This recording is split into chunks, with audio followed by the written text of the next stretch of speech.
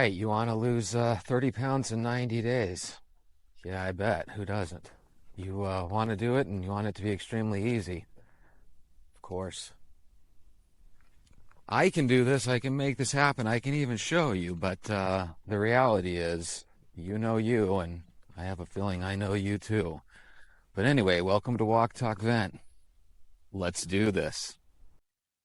Hi guys, welcome back. This is Amari Long. This video is from 5 years ago. It's 10 things to know before surgery. Speaking of bariatric surgery and weight loss surgery, okay? So I'm going to be quiet and let's listen to what she has to say. It's very important.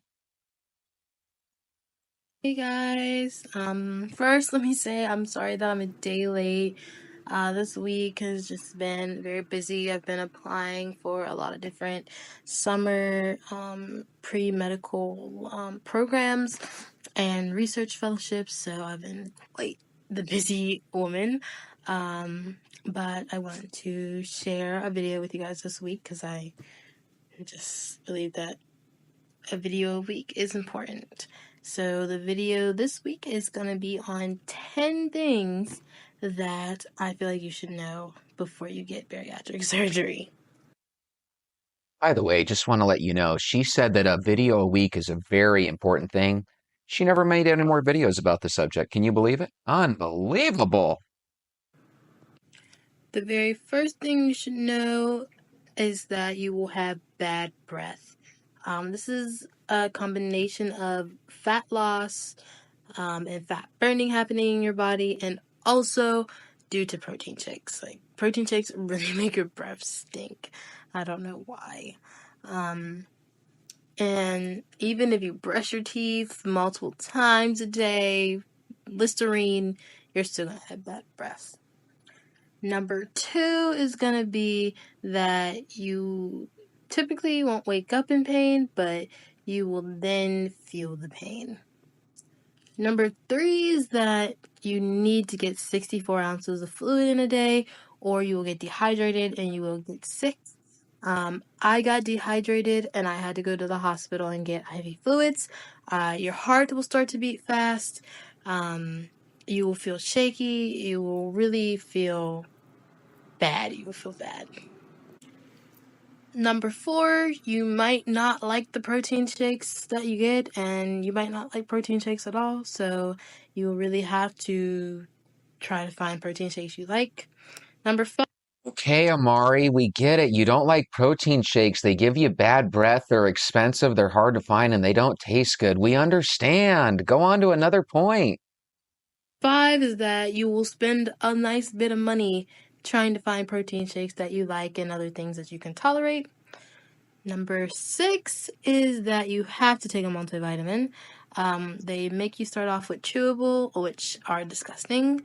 Now that I am about 2 months post-op, I take Citrium once a day, and it's just a really big pill. They're very hard to swallow.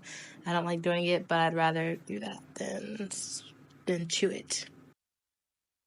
Weren't you guys thinking that she had been post-op like a year or two, 2 months, and she's already tired of doing this stuff? Tired of protein shakes, tired of her breath not smelling the way she'd like it, right? Tired of having to take a multivitamin every day. And there's more. Number 7 is if you got the gastric bypass, you will never be able to take ibuprofen again, more than likely. But if you got the sleeve, you can still take it, but you have to get your doctor's instructions on how to take it, because you can get very sick from taking ibuprofen. Number 8, if you have a food addiction or a food problem before surgery, that problem will still be here after surgery. I learned that the hard way. I had a lot of depression after my surgery, but now that I can eat again, I am not as depressed. I'm feeling more happy about it. I'm starting to see the results and like how I look, so I feel better about it. And I don't really miss eating everything that I used to eat before. Number 9 is that you will stall. You will have times where you don't lose weight for a week or two, maybe 3 weeks. Typically, your body's losing inches during that time, but that could also be an indicator that you need to up your protein. You're not getting enough, so your body doesn't have anything to burn, or that you need to start your diet exercise regimen. And number 10, your hormones will change after bariatric surgery. Everything about your body is changing. You'll have bad breath, dry mouth. You will either have a super high sex drive or a super low one. And you just really need to be willing to deal with those type of changes. What a nightmare. Could you imagine if your spouse can't take an ibuprofen? So if they have a headache, they're going to be in a bad mood the whole day, right? Their breath smells horribly, right? And then they're horny like crazy. Oh my goodness, run. Better yet, grab your shoes. Let's go for a walk.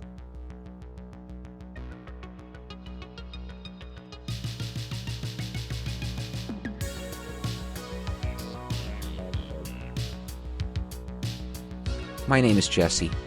I'm taking on a personal challenge to lose 30 pounds in the next 90 days, and this is one challenge I'm hoping you'll join me on. I've taken this journey before, and it ends in success. I believe it's the easiest route to weight loss, and I think if you try my 90-day challenge, you'll agree with me. Before trying any diet or exercise routine, make sure you consult your doctor. I'm not a healthcare professional, I'm just a regular human being just like you. But I've got a team behind me. My subscribers have vowed to join me, and we want you to join us. I can do this, you can do this, we can do this. So let's do this.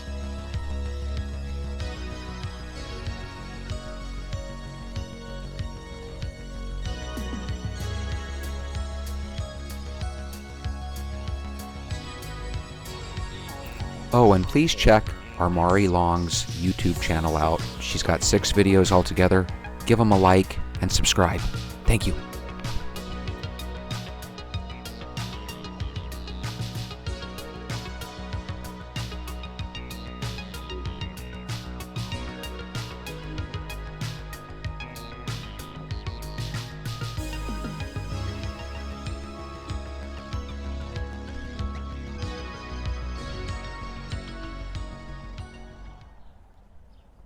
Hi, how are you?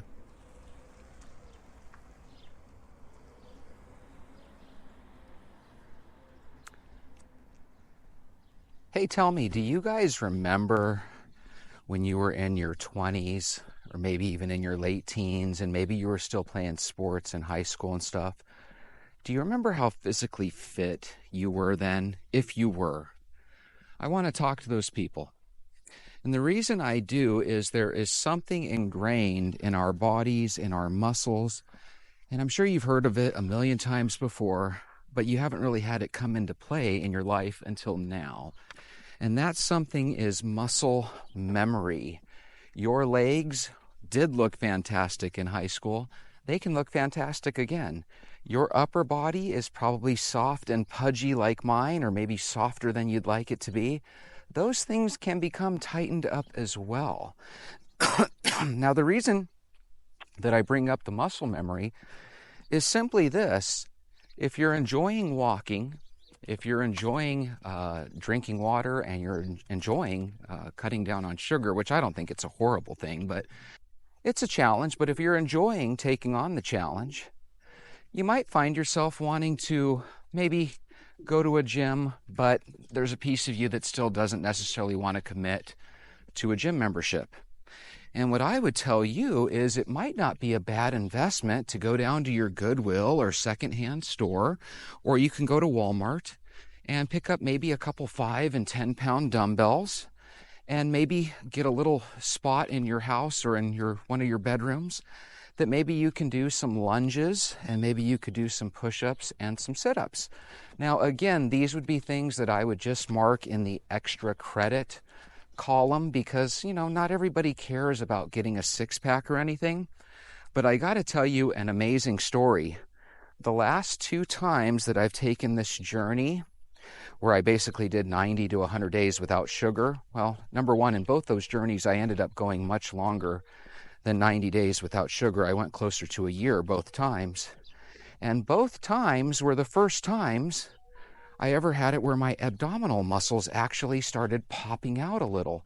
Now, don't get me wrong, it didn't look like a bodybuilder's six-pack or anything like that. It looked more like a long-distance runner's, so it wasn't necessarily something I thought was the coolest thing because I got incredibly skinny for those muscles to pop out. But one thing it did show me was that we all do have ab muscles, believe it or not. It's just most of us have a thin layer of fat, or maybe a not so thin layer of fat over those muscles. And again, one of the best ways to bring those out is to actually go 90 to 100 days without sugar. So if you guys are really in it on all three phases, not just the walking, but the water drinking and the avoiding sugar, don't be surprised if an added benefit is the fact that your stomach muscles end up popping out, you know? And that's kind of a cool thing for some people. For me, it was a lot cooler when it happened. If it did by some chance happen this go round, it wouldn't really be that big of a deal because, again, it wasn't like gargantuan muscles. It was more like, it was just, it's hard to explain, but more like long distance runner muscles. But I know there's a lot of people out there that would love to have that. So if that's something that you want to aim for, do it. I have been getting so many comments, and to be honest with you, I thought I was going to go literally a whole year without comments. So for you guys to start commenting the first week that I uploaded really makes me feel like $1 million. So give yourself a yay! I think that's awesome. And I love every single comment. I wrote down a couple because I thought that we could talk a little bit about that. And I thought of the muscle memory myself because right now I'm going to be doing a little extra credit by adding some push-ups and sit-ups to my game. I've been doing calisthenics throughout my life, and I can guarantee you one thing: you can really work on getting your muscles toned just by doing as little as 10 to 20 push-ups a day. It's amazing. So check this out.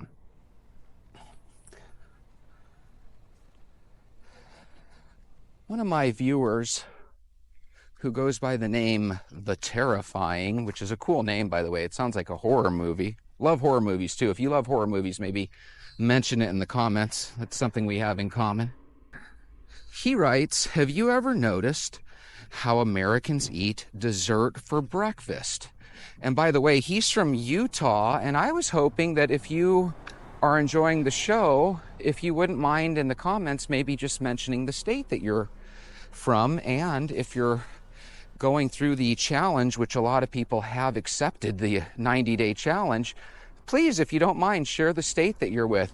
But The Terrifying, to answer your question, I totally agree. One of the things I noticed in my early adulthood was that a lot of times the same thing that I wanted to eat for breakfast, you know, the Captain Crunch with Crunch Berries, a lot of times I was eating a bowl of that for dessert at the end of the night. So what does that tell you? That tells you that you're exactly right. There is something to be said about the fact that as Americans, if you were to list our top 10 breakfasts, about 8 of them are just desserts. Think about this. We've got crepes, right? That would be more French, but I still see crepes at a lot of restaurants. We would have pancakes, waffles, French toast, cereal, right? Because most people are going to eat a fun, yummy tasting cereal, right? And that's just 5 of them. You know, when you get to something that's non-sweet, you're talking bacon and eggs, maybe corned beef hash, right? But about half of our breakfast likes in this country are legitimate desserts. So I want you to think about what we've learned subtly with this channel, because you might not have thought about it if I would have thrown it all out at you at the get-go. What you're going to do is obviously the 3 tenets, right? Which is walking, drinking water, and avoiding sugar. But let's think about your day. Between breakfast and lunch, you have that snack. For some people, that snack is Doritos or something salty, right? what you want to do in that case is think about a substitution that still kind of gets that crunchiness that a chip takes and that saltiness. So here's what I do, because I have that same craving. Instead of the Doritos, I will get a thing of baby carrots, which usually costs $1.25, and they give you a nice little bag of baby carrots. And then I'll get a bag of the snap peas, I believe they're called. They're just like a pea pod that kind of snaps as you chew into it, right? And I will dip that into a little bit of Caesar dressing, sometimes ranch. We've all done that with our buffalo wings, right? Or our chicken wings. We all get the little side of ranch and carrots. So what you're going to do is you're going to enjoy that as a potential snack. If you don't really like carrots, maybe you get a bunch of celery sticks, right? And there's a lot of, hey, how's it going? So if you're not really into carrots and stuff, keep in mind the reason I like the carrots and the snap peas is they have a certain crunch that I'm looking for. If you like getting a salad, a nice iceberg salad, or even a romaine salad, a romaine lettuce, I should say, I think that's a great snack, right?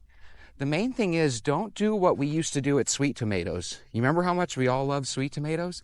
The reason we loved it is because we didn't just stop at a decent salad. We made a monstrosity of a salad, put every darn thing you could imagine on there, to the point where it wasn't even healthy.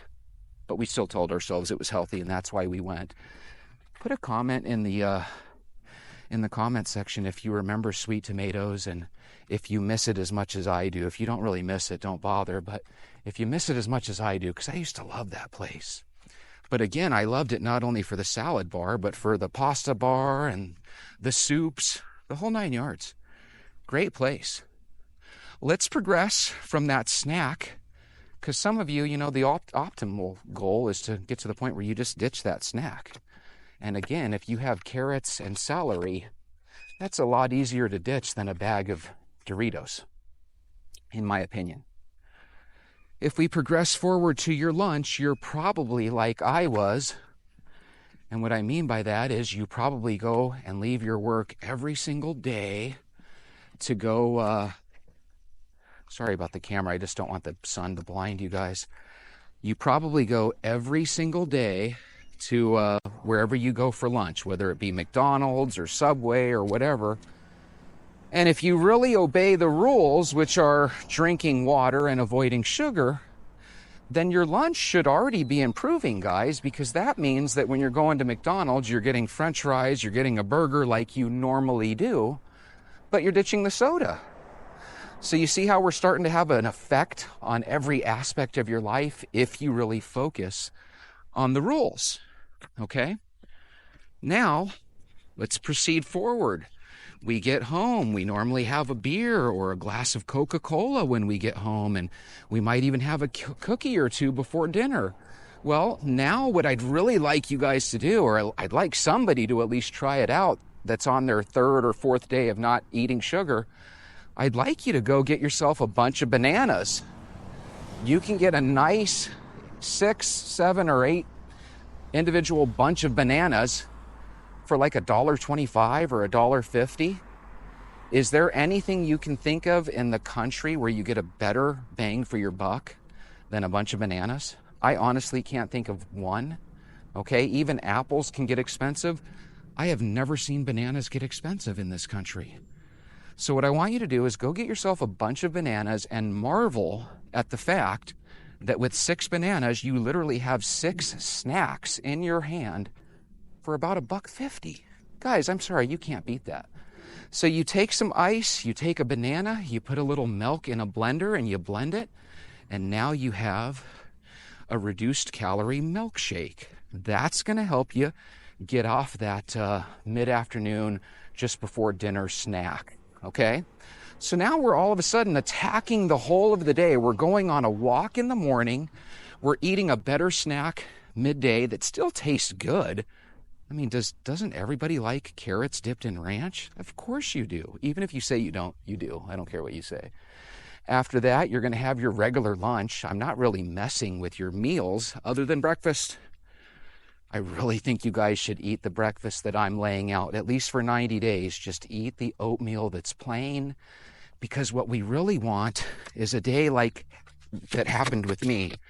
I woke up this morning, and for the second morning in a row, I ditched breakfast. Guys, if you wake up and you're hungry, eat oatmeal. If you wake up and you're not hungry, why not just delay it? Just delay it. You're not hungry for a reason. When we were cavemen back in the day, we would eat once a day sometimes once or twice a week. We are used to naturally fasting, and what I mean by naturally fasting is not what Joe Rogan means. Joe Rogan means, hey, let's do some intermittent fasting where you only eat between 3 and 7, right? That's not what I'm saying at all. What I'm saying is if you wake up and you're not hungry, don't eat. One of my viewers, her name escapes me, but she was talking about she's trying to learn the cues that, you have a couple of French fries and you're done with it. You don't have to eat the whole large French fry from McDonald's. You can make do with splitting those French fries with a friend. So, once again, before dinner, if you need a snack, bust out that banana, bust out the ice, bust out that milk. If you don't drink milk, then bust out the almond milk. Again, don't be getting vanilla-flavored almond milk. That really defeats the purpose. Because, again, we're trying to satiate our needs. Satiety. Satiety. Say that to people on Ozempic and Wegovy. Satiety. We're trying to achieve satiety, right? Where we can ditch our snacks. Because when we no longer snack, when we ditch a breakfast, not because we're starving ourselves, but because we're just not hungry, that's when really impressive weight loss occurs. And I mean super impressive. What type of super impressive, Jesse? The type where you can lose 30 pounds in 90 days. You know why a lot of people doubt that we can do this? Because they think that just adding a little water to their breakfast, lunch, and dinner isn't going to do anything. And you want to know something? They're right. It's not going to do anything if you don't focus on everything. And through Kaizen and baby steps, we slowly add more to our repertoire, to our game. It's just like a basketball player, right? You can have dribbling skills with your right hand, but if you can't dribble with your left hand, you're never going to make the NBA. If you don't have some specialty moves like a crossover or a this, that, and the other, a fadeaway jumper, you're never going to make it in the NBA. You might be able to play well at the grade school level, but that's about it. Okay? Well, this game is no different. If you want to join me for a walk every day, you're going to probably be able to maintain the weight and the lifestyle that you have, including those donuts that you eat. If you want to quit the sweet drinks like soda pop and sweet tea and high fructose corn syrup drinks, right? If you want to quit those for water, you're going to naturally lose weight.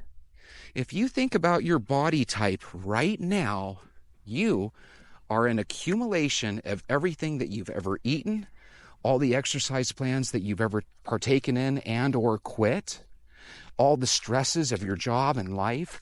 That's what you are right now. So what that means, and it's hot out here, what that means is that everything that you eat on the daily is what it takes for you to be who you are. So if you start taking away from that, you're going to become a smaller, healthier version of you. And that's what we all want. And by the way, if I sound like a broken record, that's the best way to get hypnotized. The reason you like the Los Angeles Dodgers is because you grew up in Los Angeles and everybody had a Dodgers jersey, right, during the season. And every time you watched a baseball game, it was the Dodgers. So you grow up and you don't even realize that you're falling in love with the Dodgers because they're there all the time. Well, that's what we're going to do with this plan. We're going to make it where you walk all the time. We're going to make it where you quit eating sugar. And we're going to make it where this becomes something that you're addicted to. That's part of the hypnosis. You're going to start believing the propaganda and brainwashing that I'm putting you through. I'm not putting you through this propaganda and brainwashing for nothing. Do you think holding this stick is fun and easy? Of course not. Not at all. You need to be brainwashed. I need to hypnotize you. The way we do that is we go through the rules each and every day. And if you break a rule, somebody wrote me and they said, hey, I have a great idea. Why don't we create a rule called break it once, but never twice or more in the same week? Yeah, that's kind of what I call my 2/3 rule, because I realized that when people go on a diet and they break it, they end up just quitting the diet, okay? This is one of those situations where if you end up in a weak moment having a candy bar, we don't trip. There's no reason to trip. You just drink water, go on a walk, go on with your day. If you have 2 days in a row where you eat a candy bar, we don't trip, okay? You drink water, you go for a walk.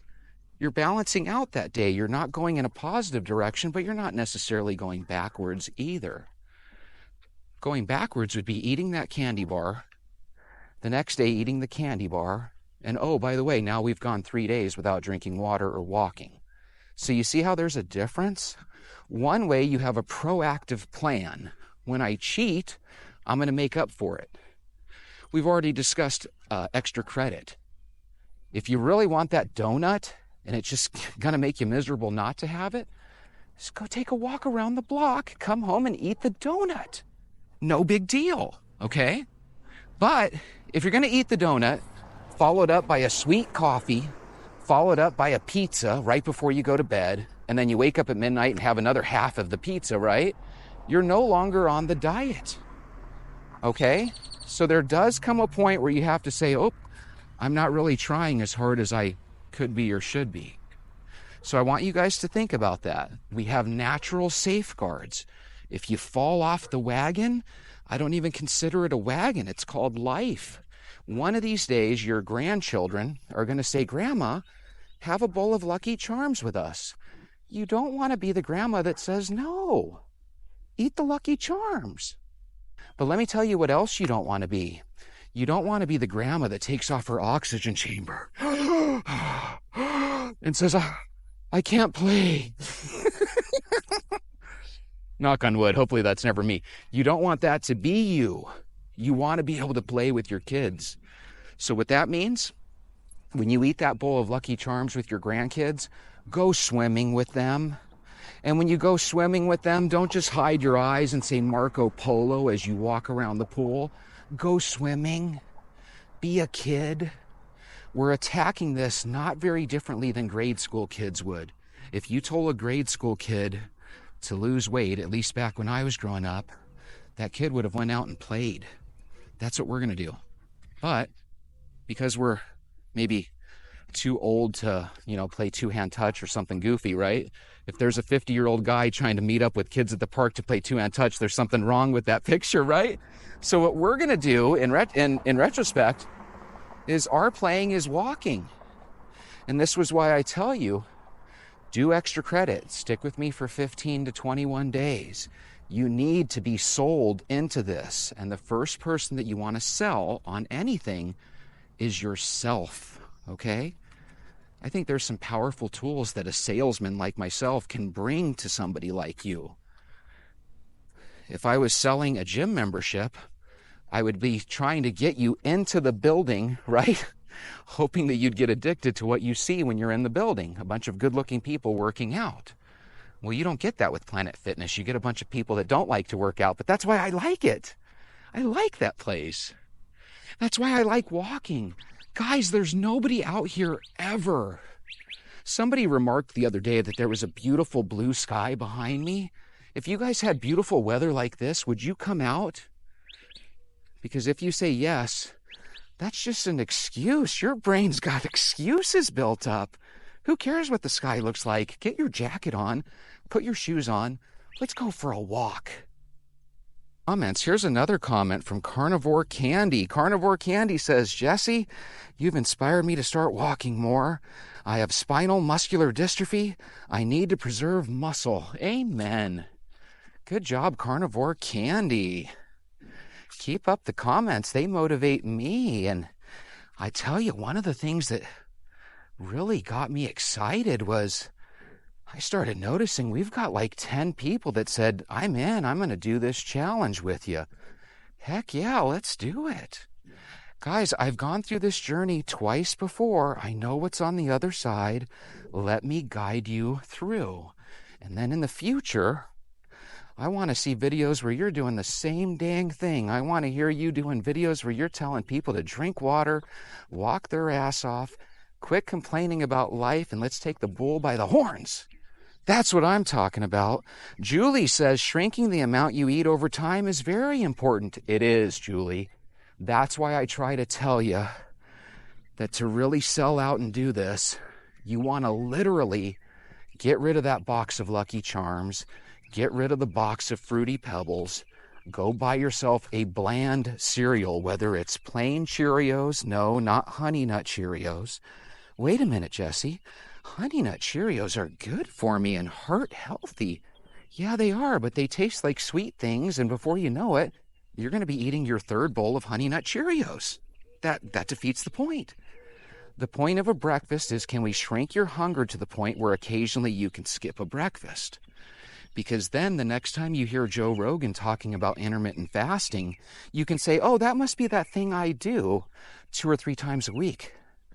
And all of a sudden, it doesn't become this miracle thing that people try occasionally. It just becomes a regular part of your life. And like I said, I guess I did intermittent fasting the last 2 days, but I just wasn't hungry.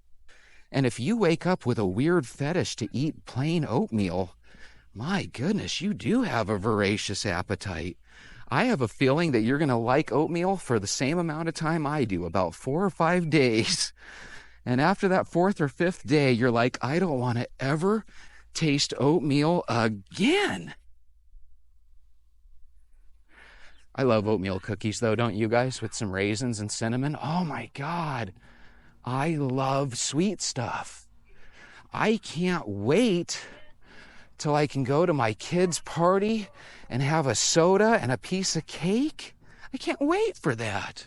Because I'll tell you what, when I do that, I'm going to be 30 pounds less, and I'm going to be able to handle it without any problems or grief, and so are you. I can do it, you can do it, we can do it. Let's do this. Virtually Active, another one of my viewers says, challenge accepted. Virtually Active, I think you also said something to the effect of underneath your desk you have one of these treadmills. I don't think that's a bad idea at all. I just wish you would use that as your extra credit, because, you know, when you're not pedaling, it's really just something you can, you know, stub your foot into, right? You got this thing underneath your desk, and you know you're not pedaling it 24/7. So half the time, I bet you've kicked that thing with your foot, and you might even take your shoes off during your workday, and you probably barefoot kicked that thing. Oh my God, I bet that hurts. But if you use that as extra credit, and you still find a way to take a 15, 30, 45-minute walk, gosh, you're going to be ahead of the game. You are going to be so ahead of the game. Hey, if anyone is thinking about, again, getting a puppy or a dog, a couple people have remarked that they do take their dogs on walks. You know, if your dog's going to help you be a healthier person, then by all means, think about getting a dog. With me, I just can't stand the idea of stopping every couple hours to put a plastic bag on my hand and grab some turd. You know what I mean? That's just not fun for me. But I've done it before. Dogs are lovely.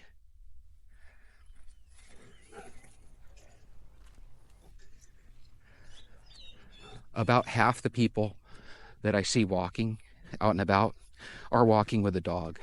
I never, but once in a blue moon, see somebody walking with a cat, but I have seen it before. Have you guys ever seen that? Like in an apartment complex, there'll be some like old sage looking guy, and he's got a dog walking right behind him, right, or right beside him. And then you'll notice right behind them, there's a cat. I've seen that before. If you've seen anything like that, or if you've experienced that firsthand, let me know. Those are the best. I love when you get a cat like that, where it just takes things to another level. I've seen some people where at dinner time their cat has their own place at the dinner table. That's a little much, but it still looks kind of neat, I will admit. So I don't know if you noticed, but I went around the park Okay. Not twice, but instead of turning right and just heading home, I decided to take that extra loop around the park.